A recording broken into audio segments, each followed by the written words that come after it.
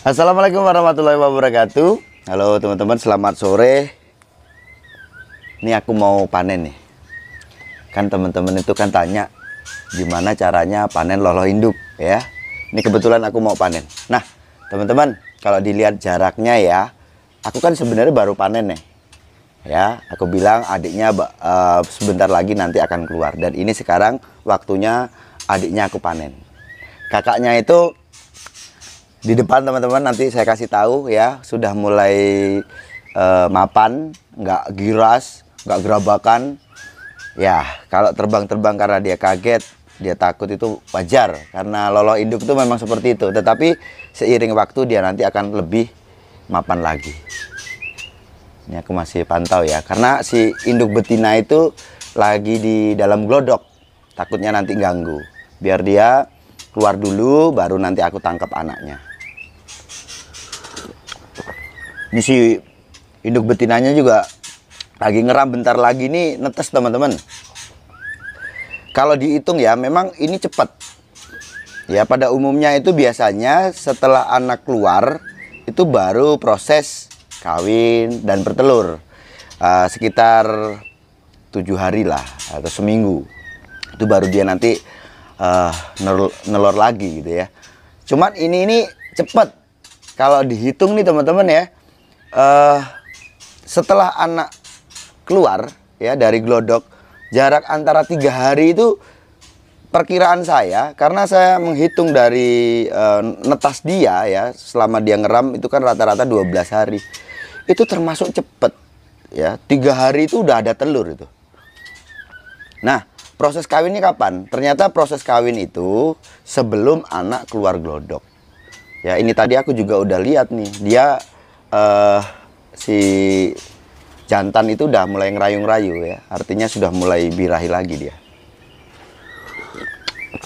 Padahal induk betinanya itu masih ngeram ya, dan sebentar lagi dia netas. Oke, oh ini udah keluar nih, induk betinanya udah keluar.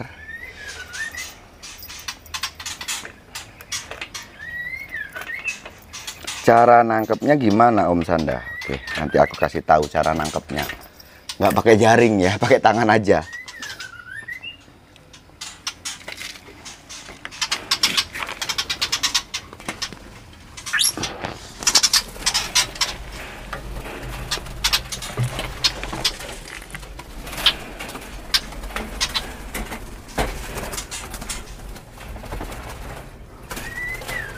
Mana? Oh ini dia. Ini satu.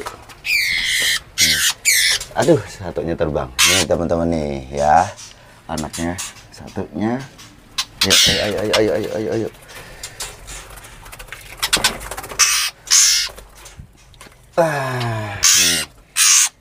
Nih ya, aku ambil nih. Mana sangkarnya?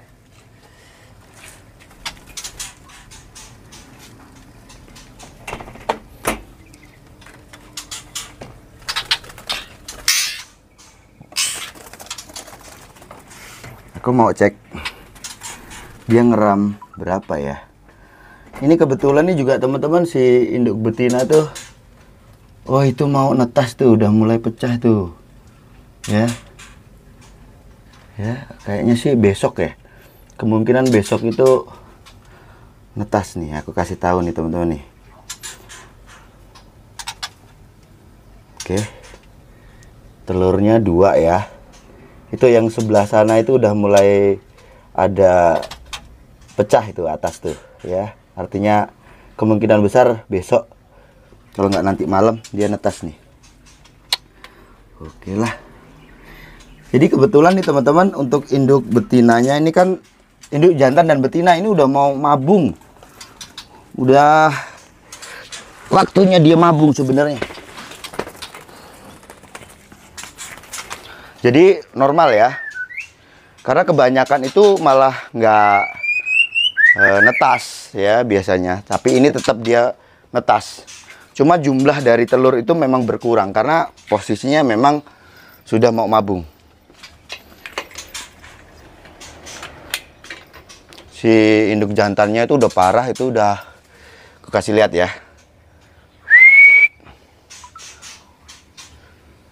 tuh ya. Tuh induk jantannya, ekornya udah ini ya, udah nyerit, udah parah tuh. Dan udah ada kebotakan di leher. Nah, kalau si induk betinanya ini sudah ada copot di sayap. Tuh ya, kelihatan ya. Tuh. Induk jantannya udah. Pokoknya kedua induk ini udah waktunya mabung deh. Ini anaknya 2. Sebelumnya 3 ya. Jantan semua, dan ini kelihatannya sih jantan juga teman-teman ya. Kedua-duanya jantan. Ayolah ditaruh depan, nanti dia gagu itu kan, marah itu. Oke. Ini kakak-kakaknya nih ya. Kan 3 tuh. Itu jantan semua nih teman-teman. Oke. Aku kasih makan. Nah, mungkin teman-teman juga tanya berapa jumlah jangkrik yang harus dikasih ke burung trotolan ya. Mengingat dia itu trotolan lolo induk dan baru aja transisi yang dari tadinya makan full EF sekarang makan fur. Saya masih kasih itu ya 10-10. Ya, 10 pagi, 10 sore. Tuh kan, dia tenang. Ya hampir sama kayak lolo tangan, akhirnya kan seperti itu. Padahal ini anak lolo induk.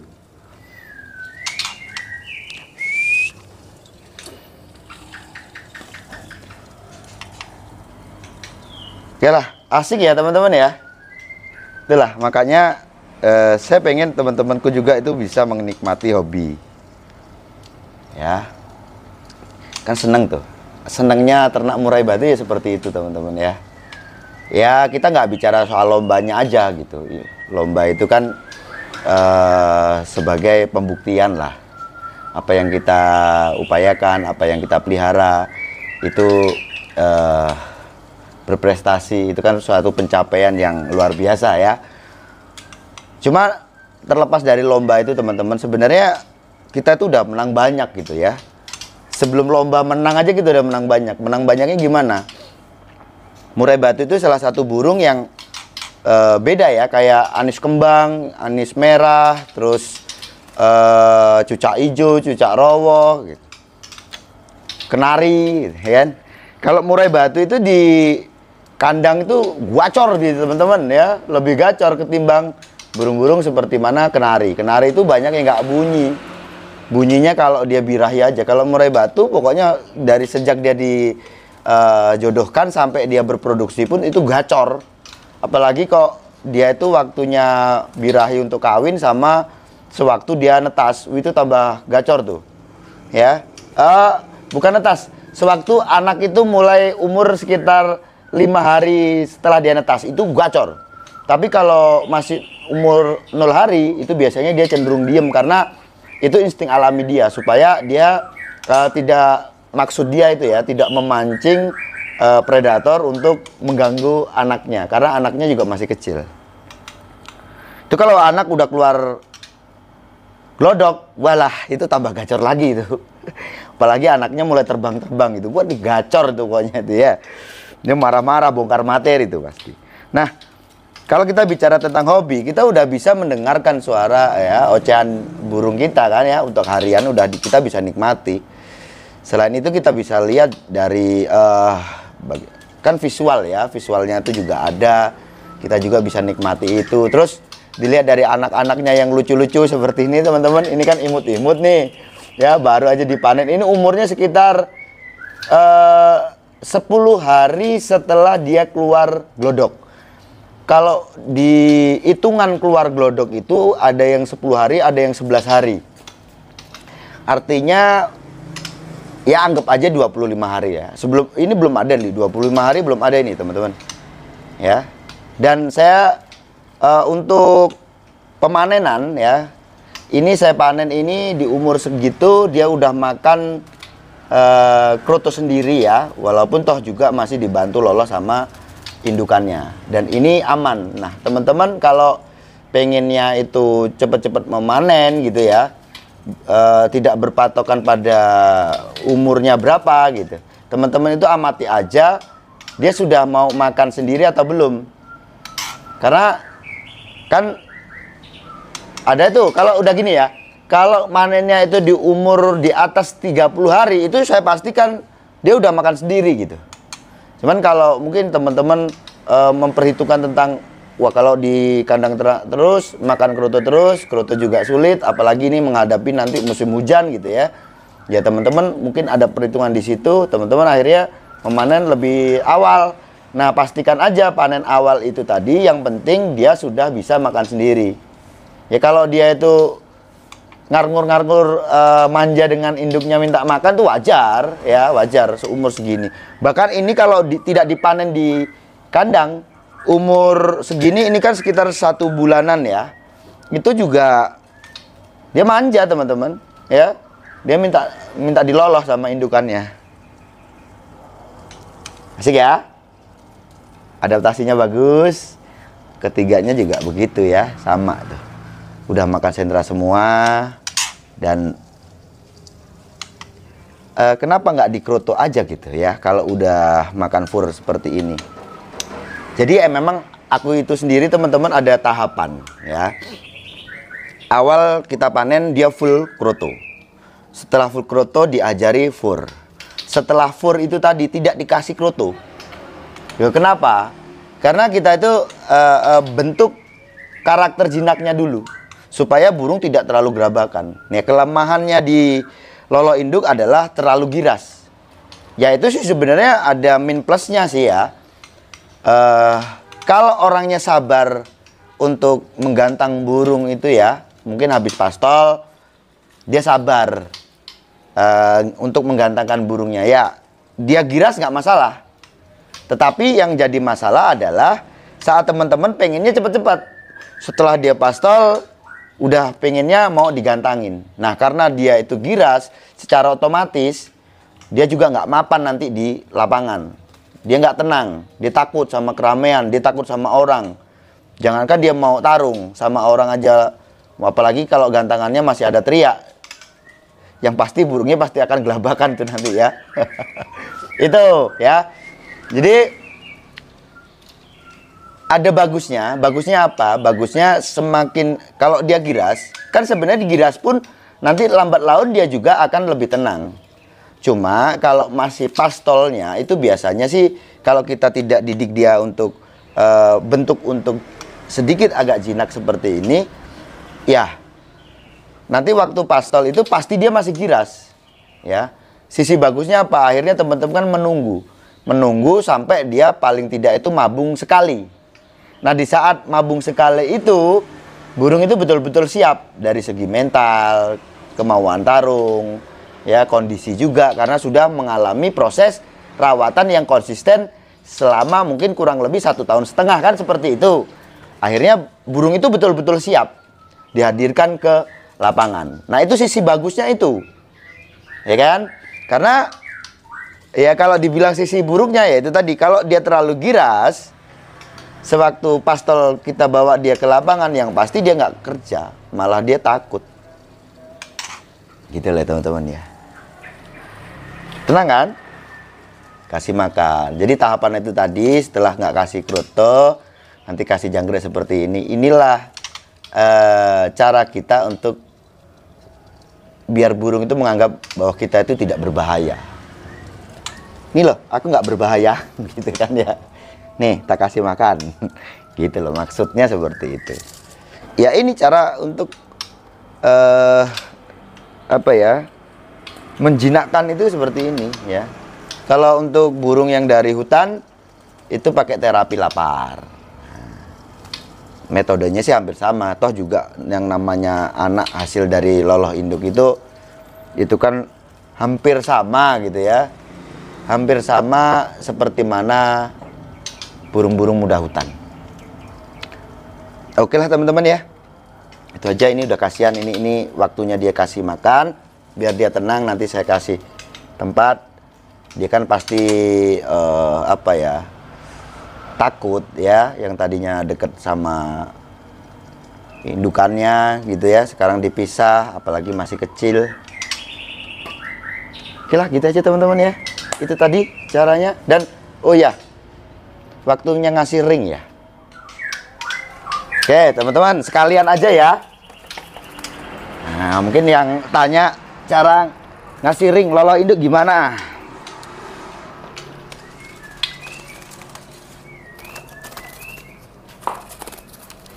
Ini oke, sambil ya.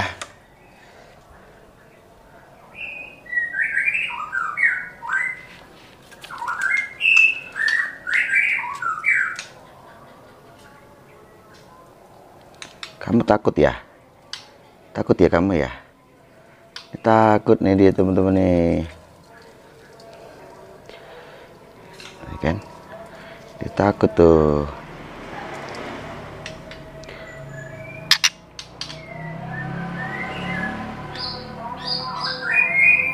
Tuh, ya. Masuk tuh ringnya. Nggak usah kasih pelumas. Maka sewaktu saya saranin sama siapa ya, si Kogun yang rawat Lambada Reborn, kalau dicopot emang bisa itu ringnya, nyopot sama masang itu enak nyopotnya. Nggak percaya bawa sini aja gitu ya. Tuh gini ya. Tuh teman-teman, kalau ini teman-teman tarik ke belakang ya, yang bawah ini tarik belakang, itu tuh malah jadinya apa? Dia itu tambah besar diameternya. Jadi aku nggak pernah pegang belakang. Ya, yang bawah ini nggak pernah aku pegang. Langsung aja dimasukin gini. Ya. Terus ngomong-ngomong soal ring, ringku ini yang ukuran 42 ya. Ini cukup kecil nih. Untuk ukurannya itu kecil.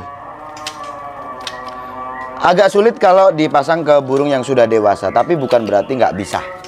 Gitu aja teman-teman ya. Udah azan. Saya rasa cukup sekian. Sukses selalu.